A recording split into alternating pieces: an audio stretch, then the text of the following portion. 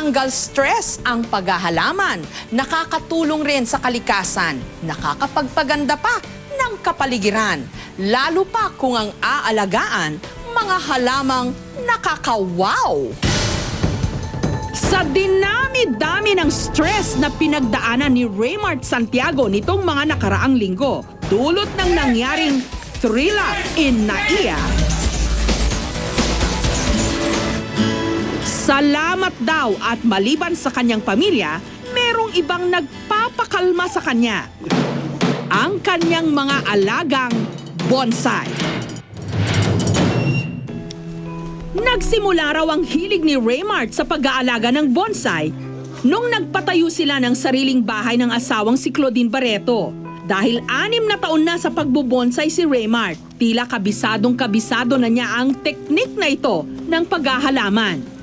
So ito, this one parang nakaharang siya dito, di ba? Eh medyo kalbo to, so ito igaganyan, iwa-wire naman yan na pag ano. So para open pa rin yung dito. Kung sa titignan mo yan, di ba pinuputo lang ng diretsong gano'n? Kunin mo siya mismo doon sa kung saan siya tumutubo para buo pa rin yung itsura. Pang-relax lang din. Minsan na rin daw sumali si Raymart sa isang bonsai competition noong 2007. At siya lang naman ang itinanghal na Best in Literati o yung may pinakamagandang forma ng bonsai. Wala, parang nayaya lang din at nakita na parang maganda yung halaman na yan. O sabi ko, sige, dalhin nyo na lang, dalhin nyo. At yun, nanalo naman kami. Sa ngayon, umabot na sa mahigit 20 pirasong bonsai ang inaalagaan ni Raymart. Sa tingin ko, parang kung nare-relax ka, di ba, parang pagtanggal ng stress yan eh. Alam naman natin, pag masyadong ma-stress eh, dun nagkakaroon ka ng sakit. O, gano'n. So sa akin, pag trabaho, pag nandito na ako sa bahay, tinitignan ko na yung mga halaman, nare-relax na ako. Ang mga bonsai, itinuturing na uri ng ornamental plant o yung mga pangdekorasyon lamang.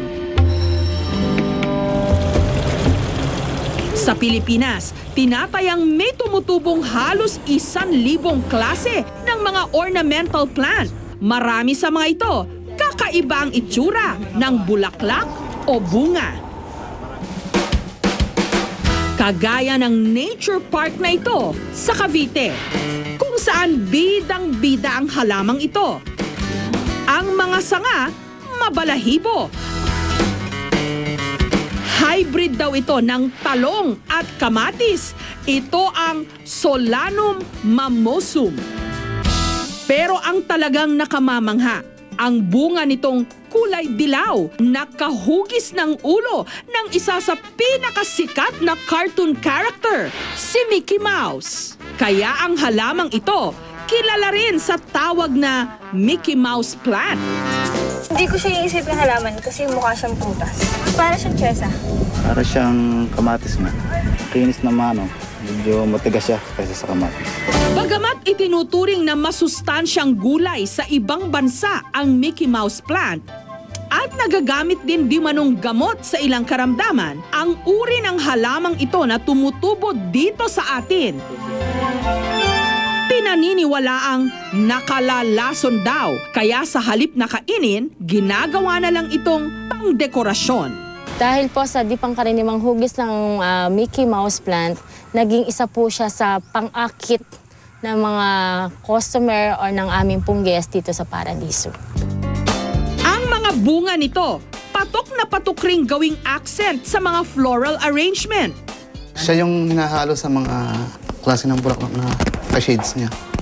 Attractive din tingnan siya eh. Pwede siya pang buffet table, centerpiece. Inuulit po namin, nakalalason daw ang Mickey Mouse plant. Kung talagang gusto mong mapahinto sila sa itsura ng iyong floral arrangement, subukang dumayo sa bayan ng Manolo Fortich sa Bukidnon. Dito raw kasi umuusbong ang isang pambihirang halaman na galing pa ng Indonesia, ang Indonesian puffball. Tumataas ito ng hanggang 5 talampakan. Ang mga sanga, hitik sa kumpul-kumpul na bilog. Pero hindi ito bunga, kundi bulaklak na lumalaki ng gasantol. Ayon kay Mang Mamerto, tagapangalaga ng mga Indonesian puffball, madali lang daw magparami nito. Sa loob lang ng 3 buwan, magpapamalas na raw ito ng kakaibang bulaklak. Kakaiba siya wala dito sa Pilipinas. Madali lang man lang ipatubo yan. Basta kay diligan mo pag bata pa, pag mature na siya, kahit hayaan lang nimo yan, mamulaklak na siya. Hindi kailangan ng intensive care. Mabalahibo man sa labas, ang loob naman puting-puti, parang bulak. Pwede ito itanim, buto na ito. Kahit malaglag ito dito, magtutubo yan sa lupa. Hindi lahat tayo may green thumb o yung mga mahusay at marunong sa pag-aalaga ng mga halaman. Pero merong itinuturing ang kanilang mga alagang halaman na parang tunay na pamilya. Si Lester, certified plant lover. Katunayan, meron siya ngayong mahigit 500 iba't ibang klase ng halaman. At hindi lang labas ng kanyang bahay ang namumutiktik sa halaman, pati na ang kaloob-looban, parang gubat. Meron akong cactus, tapos birds of paradise, Chinese bamboo. Merong mystery eh. Kasi you're so close to them and you're enclosed. Almost climate change in your own 4 corners of your room. Karamihan daw sa kanyang koleksyon, minana pa ni Lester sa kanyang ama. At dahil hiwalay na raw siya sa kanyang asawa at wala ring anak, nakatutok lahat ng kanyang atensyon sa kanyang mga alagang halaman. People ask why. I say, why not?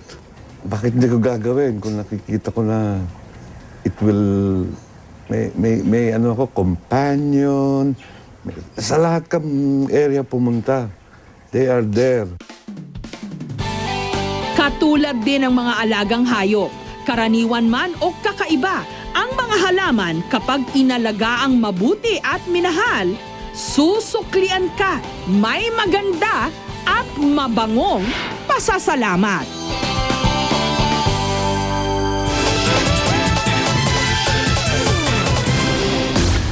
Susunod, mga saksi sa ating kasaysayan na hindi dapat mabaon sa limot.